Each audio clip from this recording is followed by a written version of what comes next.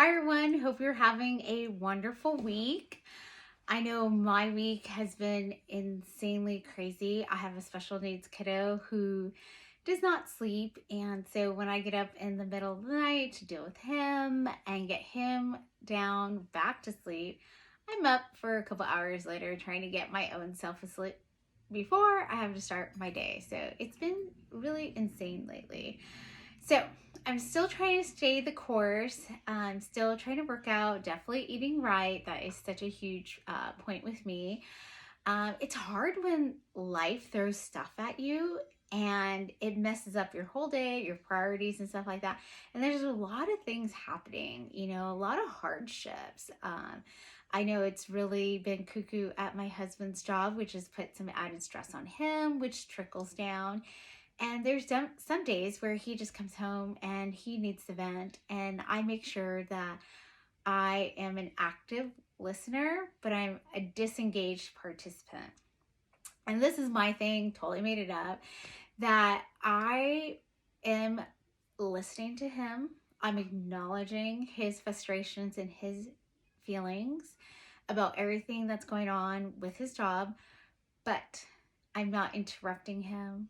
I'm not, saying anything. I'm just listening to him and letting him vent. And even though he's ranting or raving or just, whatever, talking, I just know I need to give him this time and this space because there's so much stress in his life and I want to be there.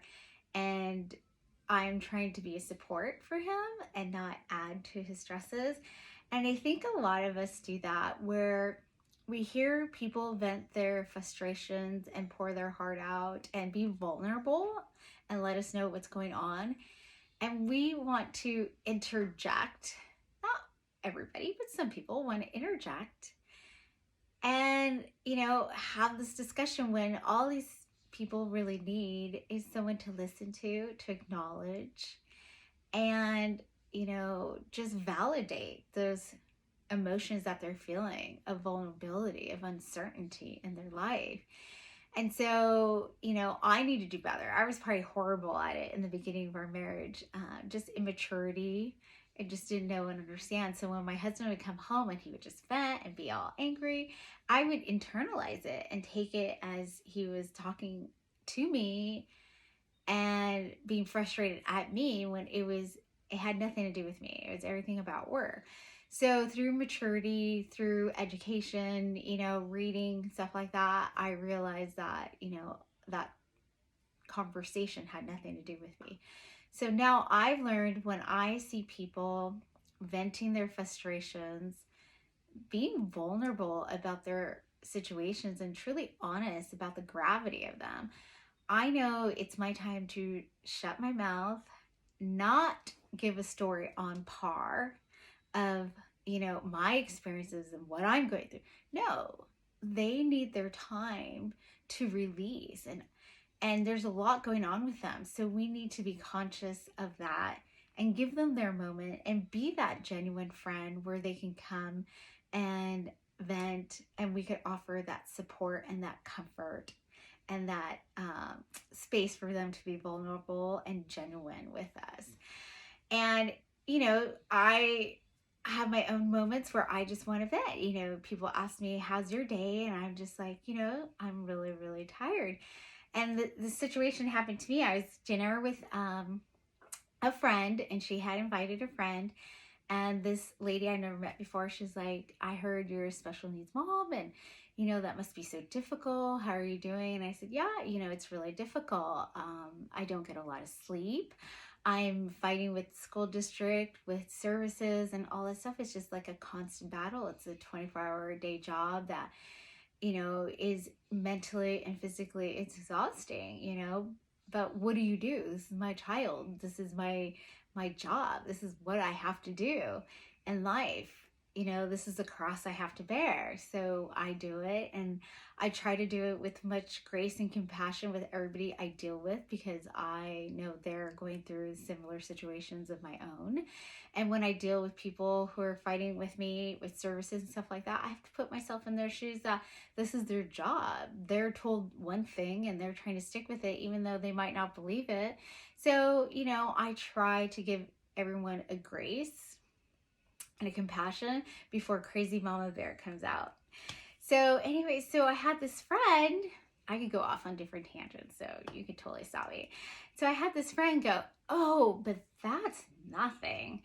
I took a conference call, in my bathroom while I was getting ready, and I had to take a shower, and I just thought, like, I don't know how that equates with dealing with a special needs child and all the various things I have to juggle and multitask at once. But I'm going to give that to her moment, because obviously something's going on with her where she needs to have that focus and attention, because something's going on with her. And she needs our empathy and our sympathy for the struggles that she's going to. And so I try not to judge anyone for like doing crazy stuff like that, to just have to like take a breath and know that it doesn't have anything to do with me. It really doesn't. And I just have to be gracious and understand that they are going through their own struggles, and that has nothing to do with me. And I do not personalize it. I do not internalize it. I just let it bounce off of me, and I just sip my wine and just thank God that I am out of the house for that moment. So I have to shift my attention, redirect my mindset, not to be like, is this chick crazy? Did she really quit? No, just gotta let it go. So I think there's so much craziness in the world today, and we're so stressed out that we lose focus of other people's their trials, their tribulations of where they're going. And we also have to step back and think, like, that has nothing to do with me. That is not, their anger and their frustration is not for me. It's not personalized to me. So I just need to take a step back and let that person go through it. And I think when you get to learn how to deal with people like that, life becomes a lot easier, because you just like let it go. Everything comes off your shoulder, and you just know it's not about you, and you could just go on with your day. But of course, you want to be supportive for that friend. And the best thing you could do is be an active listener and a disengaged participant. Like, you don't need to comment. You don't need to like say, well, my story is worse than yours, or my tragedy is worse than yours. You don't need to do that. You don't need to one up someone. You just need them to have that moment in time, because that's what they do. They need that space, and they could have it. I don't need everything. I don't need to monopolize the conversation. I don't need all that stuff. I know that I have a lot of things to be blessed about, and nothing's going to change that. No one's conversation is going to change that. Nothing's going to change that. So I want you to stay focused.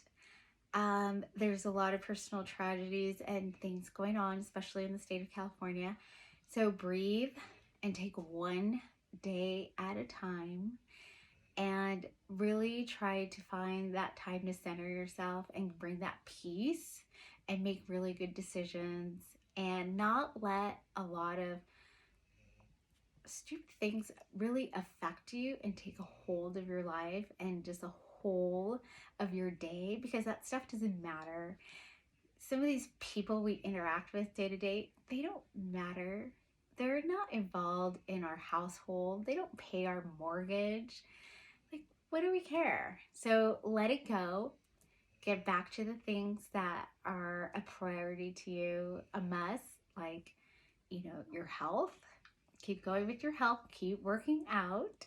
You can do it. I know it's hard. The holidays are coming up. I know candy's around the corner. Just stay away from it. And, focus on your self-care, which is extremely important. Focus on your relationships that matter and are important to you, your children, your job, whatever it is that you have that is truly of value with your time. So if there's something that you're doing that is not worthy of your time, or people you're interacting with that are not worthy of your time, stop and limit those interactions. Okay? All right. This is my little quick chit chat for the weekend. I hope that sets you up for a great weekend, and I will talk to you soon. Bye.